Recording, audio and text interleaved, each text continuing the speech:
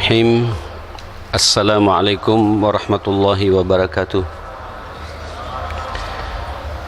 Innal hamdalillah nahmaduhu wa nasta'inuhu wa nastahdihi wa nastaghfiruh.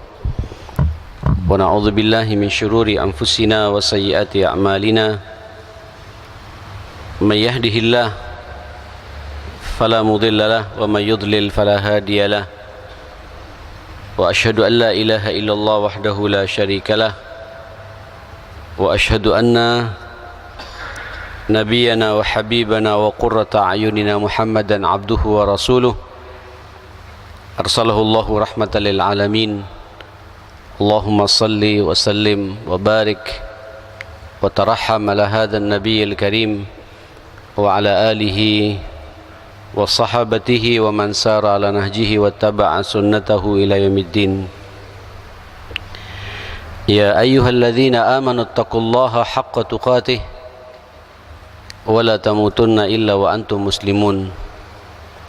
Allahumma inna hadha iqbalu laylik wa idbaru naharik wa aswatu du'atik faghfir lana jami'an ya rabbal alamin. Allahumma inna nas'aluka fahman nabiyyin wa hifdzal mursalin wa ilhamal malaikatil muqarrabin. Subhanaka la ilma lana illa ma 'allamtana innaka antal alimul hakim wa tub 'alaina innaka antat tawwabur rahim. Bismillah tawakkaltu 'ala Allah wa la haula wa la quwwata illa billah. Jamaah sekalian, mumpung Syawal belum berakhir dan malam ini kita sudah masuk malam yang ke-29 bulan Syawal, saya juga ingin mengucapkan untuk semua jamaah Masjid Mujahidin dan para pendengar suara Perak Jaya dimanapun berada, taqabbalallahu minna wa minkum salihal a'mal siyamana wa siyamakum wa kullu amin wa antum bi khair. Mudah-mudahan seluruh amal saleh, seluruh ibadah, seluruh ketaatan dan ketakwaan yang sudah kita lakukan di bulan Ramadan semuanya diterima oleh Allah Subhanahu wa taala, dan semoga pula semua kesalahan dan dosa yang kita perbuat juga diampuni oleh Allah Subhanahu wa taala. Seraya kita juga berdoa dengan penuh kesungguhan, mudah-mudahan kita semua diberi oleh Allah keistiqomahan, istiqomah dalam melaksanakan puasa sunnahnya, istiqomah dalam melaksanakan salat malamnya, istiqomah untuk terus membaca Al-Quranul Karim, istiqomah juga untuk terlibat dalam amal sosial, amal infak dan sedekah, istiqomah dalam doa-doa kita, dan begitu seterusnya.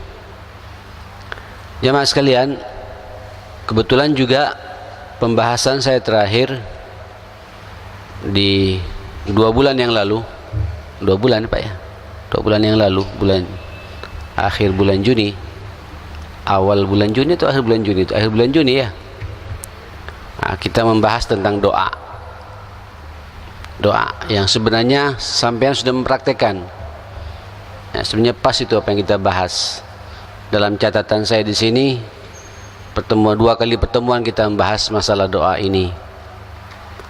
Ad-doa meminta, ad-doa untayan kata-kata permintaan yang kita sampaikan kepada Allah Subhanahu wa taala. Ad-doa atau doa itu, berdoa itu adalah memanggil zat yang menciptakan kita untuk kemudian kita mengakui kelemahan kita supaya kita dikuatkan, untuk mengakui semua kebodohan kita supaya Allah memberikan ilmu kepada kita, untuk mengakui ketidakmampuan kita dan kemiskinan kita sehingga Allah mengkayakan kita. Kita berdoa kepada Allah Subhanahu wa taala di berbagai macam benturan hidup, rintangan hidup, ujian, musibah, fitnah yang rasanya terus-menerus terjadi dalam kehidupan kita, kita memohon, meminta kepada Allah Subhanahu wa taala, mudah-mudahan Allah memberikan kesabaran kepada kita semua. Ma'asyiral muslimin, jamaah salat maghrib Masjid Mujahidin dan para pendengar suara Mujahidin yang dimuliakan Allah dimanapun berada, saya sudah bahas pada pertemuan atau 2 pertemuan yang lalu, di 2 bulan yang lalu itu, apa makna doa dalam Al-Quran. Doa bermakna ibadah, doa bermakna minta pertolongan, doa itu adalah meminta, memohon, doa itu adalah ungkapan kata-kata yang kita sampaikan kepada Allah. Doa adalah panggilan, bentuk panggilan kita untuk kemudian kita berkomunikasi dengan Allah Subhanahu wa taala. Dan doa juga adalah punya nilai pujian kepada Allah Subhanahu wa taala. Kita juga sudah membahas, ma'asyiral muslimin, tentang syurutud doa, syarat-syarat doa atau syarat-syarat diterimanya doa kita oleh Allah Subhanahu wa taala. Saya hanya sekedar menyampaikan begitu saja karena sudah kita bahas detail masalah ini. Yang pertama, al-ikhlas lillahi wahdah. Ketika berdoa harus tulus, harus ikhlas. Jangan berdoa ketika ada masalah saja. Orang dikatakan ikhlas berdoa kepada Allah, ada masalah, tidak ada masalah, dia punya ketulusan. Setiap saat, setiap dia ingat dan dia angkat kedua tangannya, ada problem, tidak ada problem, kondisi lapang, kondisi sempit, sukses atau gagal, terus menerus berkomunikasi, berdoa, meminta kepada Allah Subhanahu wa taala. Ini menunjukkan, yang bersangkutan menunjukkan ketulusannya dan keikhlasannya kepada Allah Subhanahu wa taala. Baik, jamaah sekalian rahimakumullah. Yang kedua, imtithalu awamirillah bi fi'li ta'ati wa ijtinabi nawahihi wa tarkil ma'asi. Ketika berdoa itu usahakan jalani perintah Allah Subhanahu wa taala, respon semua perintah Allah Subhanahu wa taala dengan menjalankan berbagai macam ketaatan, ketakwaan serta amal-amal saleh, dan jauhi semua larangan Allah dan berbagai macam bentuk maksiat yang terjadi dalam kehidupan ini. Karena sekarang ini juga, ma'asyiral muslimin, ada orang berdoa meminta kepada Allah tapi dia tidak salat. Tidak nyambung ini. Ada dia berdoa kepada Allah Subhanahu wa taala, minta rezekinya dilancarkan, tapi terjebak dengan perbuatan riba, menikmati uang riba. Tidak nyambung doa yang seperti itu. Ada dia memohon kepada Allah Subhanahu wa taala, meminta anaknya supaya jadi anak yang saleh dan salehah, tapi dia pelaku zina. Tidak ketemu doa yang seperti ini, jamaah sekalian. Nah, oleh karenanya para ulama mengangkat tema ini pula. Salah satu syarat diterimanya doa itu di saat kita semua terasa, Pak, melaksanakan perintah Allah Subhanahu wa taala, menjauhi semua larangan-larangan Allah Subhanahu wa taala. Itu terasa. Nanti kemudian kita berdoa nampak kekhusyuan kita. Karena hak-hak Allah sudah kita penuhi. Larangan-larangan Allah sudah kita jauhi. Maka konsekuensinya Allah pasti menerima doa-doa kita. Jadi jangan sampai kita berdoa sementara subuhnya 6:30. Kita berdoa kepada Allah Subhanahu wa taala, kita tidak pernah baca Quran sama sekali. Berdoa dan meminta kepada Allah Subhanahu wa taala, tapi kita masih suka menggunjing orang, memfitnah orang. Tidak nyambung doa yang seperti itu, ma'asyiral muslimin. Baik. Yang ketiga, apa yang ketiga ini? Nah, ini juga yang paling banyak terjadi, sehingga bergantung, Pak, doa kita tidak tembus ke arsy Allah Subhanahu wa taala, yaitu tajannubul haram wasyubuhat fil ma'kali wal malbasi wal mashrab, menjauhi sesuatu yang haram dan syubhat, haram dan syubhat, apa yang kita makan dan apa yang kita minum, termasuk juga apa yang kita pakai ini.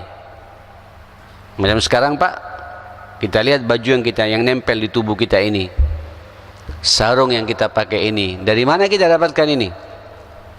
Tanyakan lagi. Boleh jadi sampai nanti maghrib sampai isya ini ada yang berdoa memohon, karena malaikat sedang bersama kita saat ini, meminta kepada Allah Subhanahu wa taala dengan penuh kekhusyuan. Tapi tadi pas makan duhur, makan siang, hasil uang yang kita dapatkan hasil syubhat dan haram. Tidak nyantol itu doa yang seperti itu, tidak nyambung doa yang seperti itu. Ya, kita berdoa kepada Allah Subhanahu wa taala sampai mengangkat kedua tangan dan kita menangis kepada Allah Subhanahu wa taala. Tapi apa yang kita minum bukan milik kita. Bagaimana doanya bisa diterima oleh Allah Subhanahu wa taala? Nah, ini yang kemudian sering saya sampaikan. Tsumma dzakara rajulu, ketika Nabi menyebut seseorang yutilus safar, Masya Allah, bepergian yang sangat jauh. Padahal orang kalau safar ini katanya doanya diterima. Sambian safar wajib, safar sunnah, safar mubah sekalipun, bepergian yang wajib, bepergian yang sunnah, bepergian yang mubah, berdoa pada Allah Subhanahu wa taala. Apa safar wajib ini? Bepergian dalam rangka naik haji. Wajib. Itu selama sampai bepergian 40 hari, doa sampai yang diterima oleh Allah Subhanahu wa taala. Ya, asal tentu juga jauh dari sesuatu yang syubhat dan haram ya. Safar sunnah, apa safar sunnah ini Pak? Ada keluarga meninggal dunia di luar kota, sunnah yang dikuatkan, atau nyambangin orang tua, atau menghadiri undangan pernikahan, sunnah. Atau safar mubah, bepergian yang mubah, apa? Bisnis, keluar kota, atau bersama keluarga ke Terawas, ke Batu, menikmati indahnya alam, boleh mubah. Selama perjalanan itu doa kita diterima oleh Allah Subhanahu wa taala. Tapi disebutkan sama Nabi, yutilus safar asy'atha aghbara. Asy'ath ini bajunya kumal Pak, kusut, saking lamanya perjalanan. Aghbara, rambutnya juga penuh debu, penuh dengan debu. Ya, yutilus safar, bepergiannya sangat jauh. Wa rafa'a yadayhi ilas sama', dan mengangkat kedua tangannya ke langit. Wa qala ya Rabb, ya Rabb, mengatakan ya Allah, ya Allah, meminta dalam kondisi dia butuh Allah Subhanahu wa taala. Tapi kata Nabi, bagaimana doanya bisa diterima oleh Allah sementara pakaiannya haram, makan makanan yang haram, minum minuman yang haram, dikenyangkan dengan barang yang haram? Bagaimana pula doa-doanya bisa diterima oleh Allah Subhanahu wa taala? Nah, ini yang ketiga. Ya, syarat diterimanya doa, hati-hati dalam urusan halal dan haram. Ya, dalam muamalah kita, apa yang kita makan, apa yang kita pakai, apa yang kita minum, semuanya Pak, tolong perhatikan dalam hidup ini. Jadi sebenarnya dari bab doa saja Pak, karakter seorang muslim tidak boleh menghalalkan segala cara. Karakter seorang muslim takut dalam bisnisnya, dalam pergaulannya, dalam muamalahnya, kecuali apa yang dia cari sesuatu yang halal. Kalau tidak, punya pengaruh nanti jamaah sekalian. Oke. Yang keempat adalah taqdimul amal saleh, didahului dulu Pak sebelum berdoa dengan beramal saleh dulu. Saya jadi teringat kata-kata guru saya ya.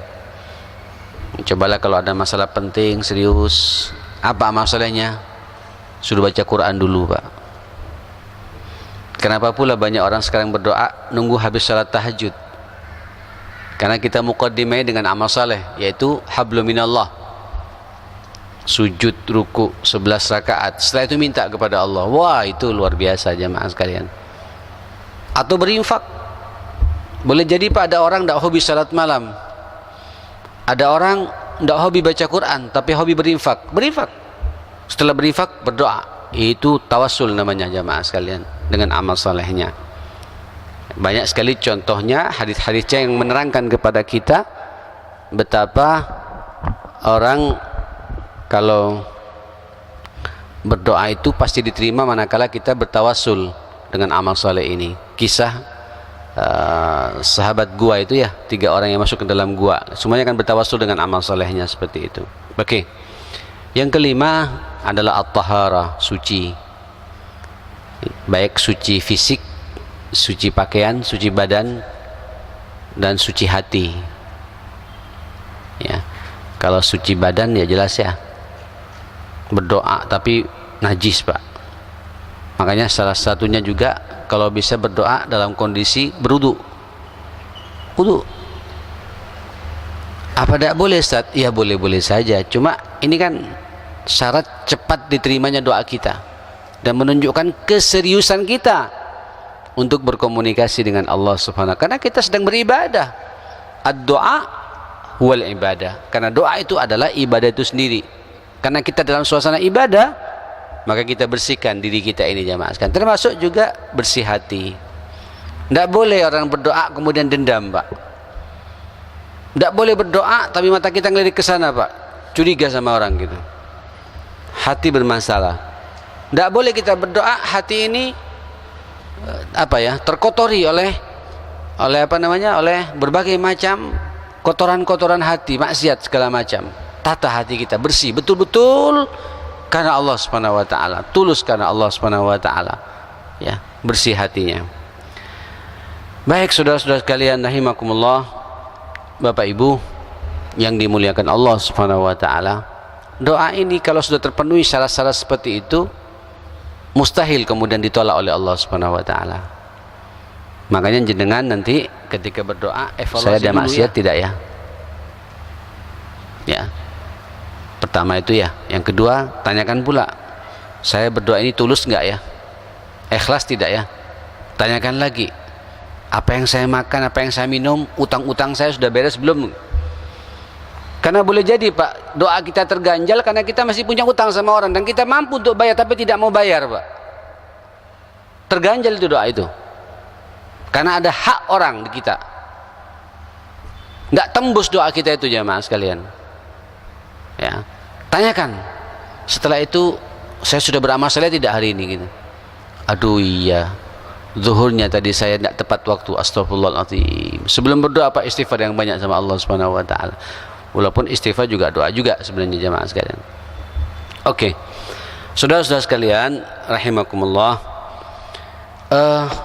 Nabi sallallahu alaihi wasallam mengatakan kepada kita kalau sudah syarat-syarat seperti itu terpenuhi. Dalam hadis riwayat Salman dari Abu Dawud, Imam Albani mensahihkan hadis ini, innallaha hayyun karim yastahi idza rafa'a ar-rajulu yadayhi ay yarudduhuma sifran khaibatain. Ini juga Pak dalil yang diperbolehkan kepada kita berdoa ngangkat tangan, ya. Karena akhir ini kan juga ada orang Pak membid'ahkan ngangkat tangan, unik juga itu.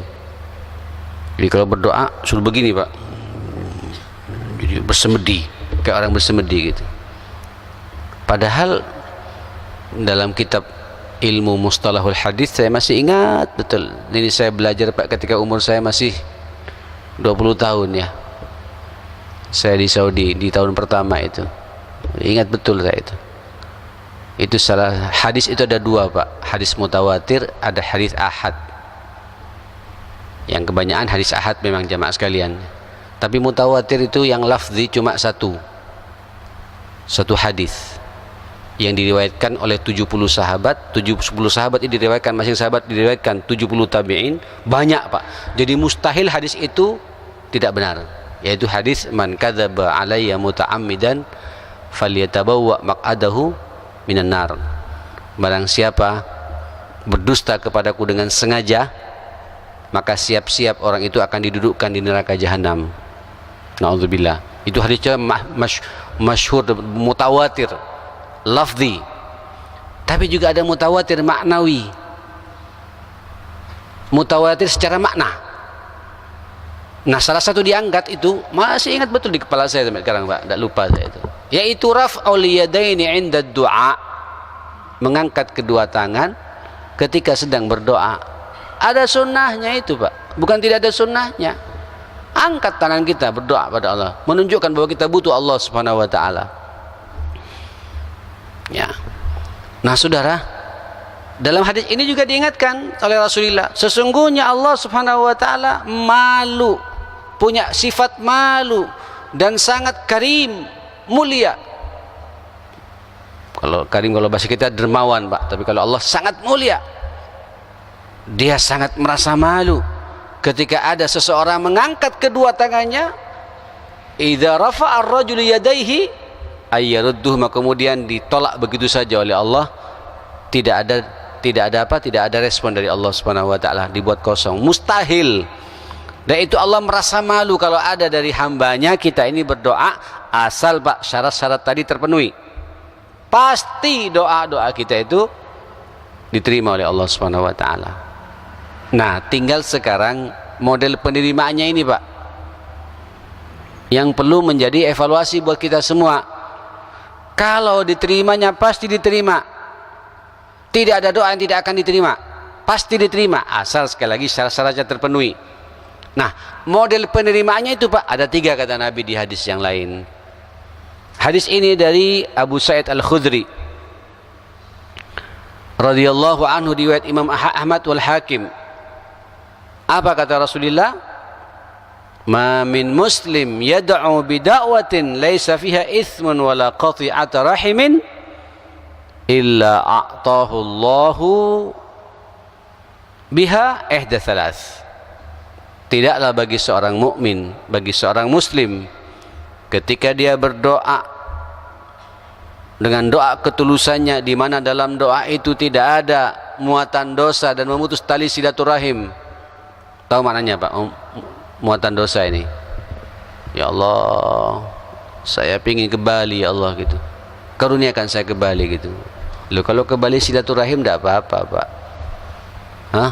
Tapi kalau ke Bali dia menghayal, karena mendengar dari sahabatnya di Bali ada orang begini-begini, terus pingin ke sana juga Pak, itu nggak akan didengar oleh Allah Subhanahu wa taala. Atau qati'at rahim, berdoa untuk memutus tali silaturahim. Apa contohnya? Berdoa, ya Allah jangan sambungkan hati saya dengan hatinya orang ini, ya Allah jauhkan saya dengan orang ini. Itu nggak akan juga diterima oleh Allah Subhanahu wa taala. Ya. Tapi doa apapun pula selain yang 2 ini, doa pengen masuk surga tanpa hisab, doa di dunia ini sukses karirnya, doa menjadi ayah yang jadi panutan buat anak-anaknya, doa anaknya menjadi anak-anak yang saleh dan salehah, doa minta dunia, doa minta tiap tahun bisa naik haji dan umrah, doa apa saja silakan, asal yang halal Pak. Ada yang nyeletuk pula Pak, berasa doa minta kawin lagi boleh nggak Ustaz gitu. Wah gawat ini Pak. Loh, sampean nanya begini, pertanyaan saya satu, apa sih Pak tujuan nikah ini? Saya bilang, apa tujuan nikah Pak? Litaskunu ilaiha wa ja'ala bainakum apa? Mawaddatan wa rahmah. Jelas itu Pak.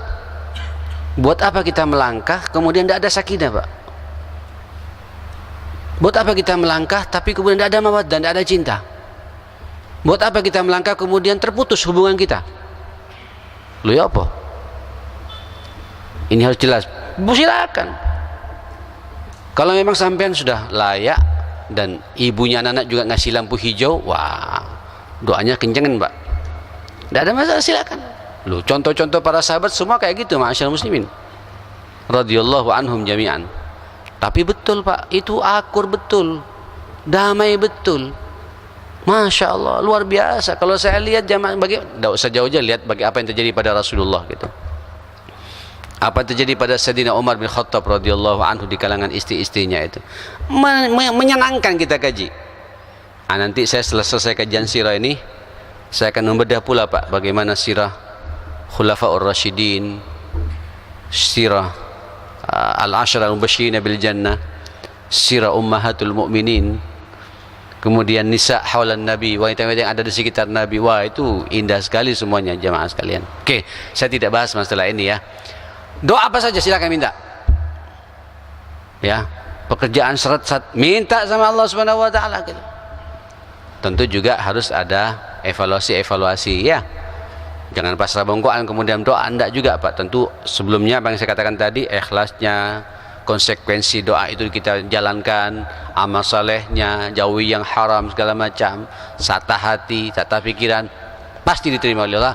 Kemungkinannya 3 kata Nabi. Apa 3 itu?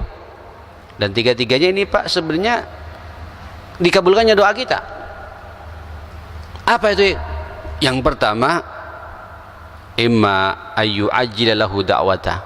Doanya Pak minta sekarang, sampai sekarang juga diterima oleh Allah Subhanahu wa taala. Ada itu. Minta sekarang Pak. Mohon sekarang. Hari itu pula langsung direspon oleh Allah Subhanahu wa taala. Enak Pak ya.